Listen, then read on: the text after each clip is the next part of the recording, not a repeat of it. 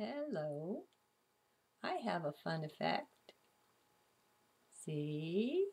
Isn't that fun? My journal is called Being Quasi-Physical, and it has a subtitle, More of Practice Knowing What You Know. So, this one is the first one from the 21st of March, 2010, 9:10 a.m., and the Mayan calendar day was 12 Jaguar. That's my special day. I was born on a Jaguar day. Okay.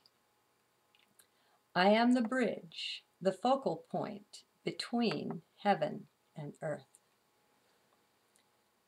This came to me at 12:43 this morning, and I rose up out of half sleep long enough to write it, to record, and thus keep it. Yesterday, from another half-sleep nap, I arose and wrote down the word foci, which was all I could remember from what I knew in that state was a very special, meaningful sentence. Though not quite sure what's going on, and not really needing to know anyhow, I will journal it here and see what arises. For often and again, I find out what I know just this way. That which was only sensed or only vaguely intuited can come clear and surprise me right here in the journal. It's uncanny. What I sense or seem to know is that I am being tutored or taught on higher dimensions. Now, this is not at all unusual, and I am sure it's quite true for all of us. What is new for me is being almost or more consciously aware of it.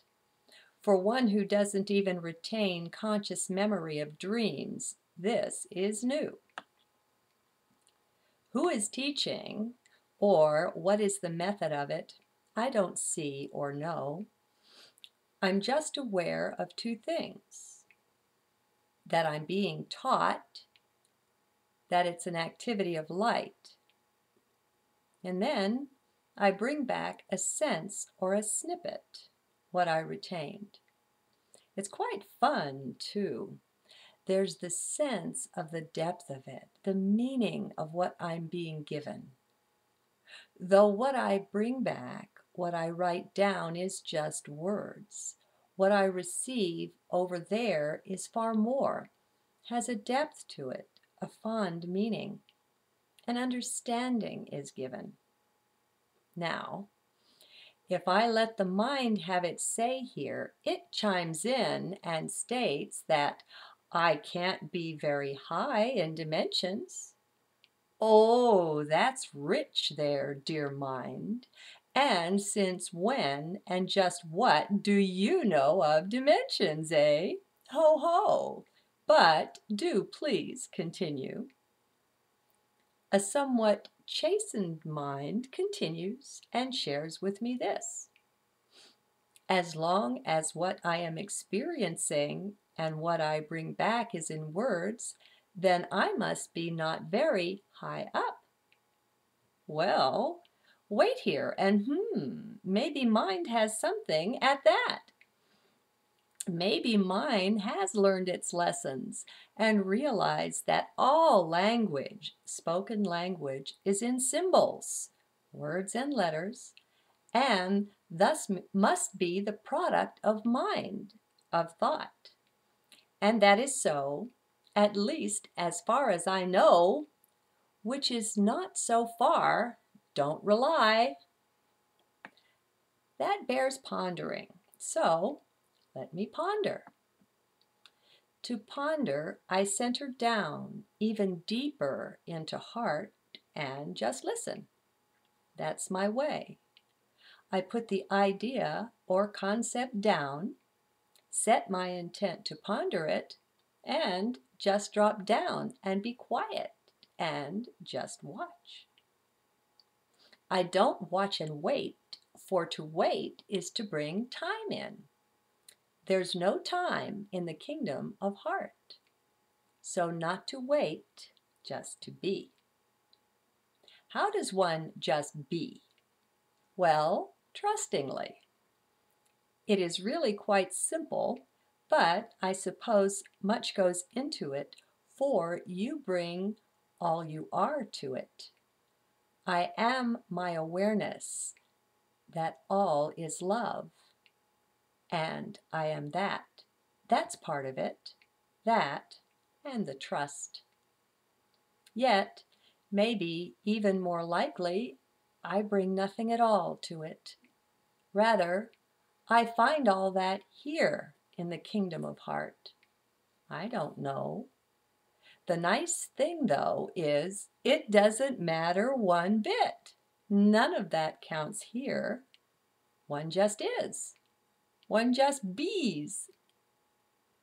One need apply no thought to the subject at hand either, for thought will not help. It will but harm, actually. The heart has its own way of pondering, and there's something here that's like thinking, only it's not. There's a higher mind at work.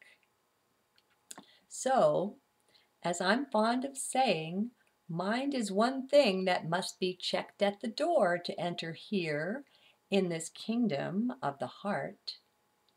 This is no mere imagining, no fiction, no con job. There really is this kingdom, I assure you, and the portal's found in the heart. Well, the central chest area anyway. Further, it is other dimensions and awarenesses we contact, we enter here when we go within. Though at first it may seem subtle, if you're open, an explorer, you'll soon see what I mean. Soon you'll have no doubt at all if you persist. It may not come right away, and the more of you squander in technological doings, the less likely you're to be found in your heart. For those things are inimical, are hostile to heart actually, to your entire biological and electronic being. Did you know you are electronic? You have your own frequency and frequencies, your own electrical charge and magnetism yourself? Well, it's true. And today's technological devices seem somehow designed to throw us off, to short circuit our ability to attune. Enough said. Okay. What comes of the pondering is that it's not ripe yet. When the answer comes, it simply arises. There's no prodding and searching around needed. So I'll close then with love and good day.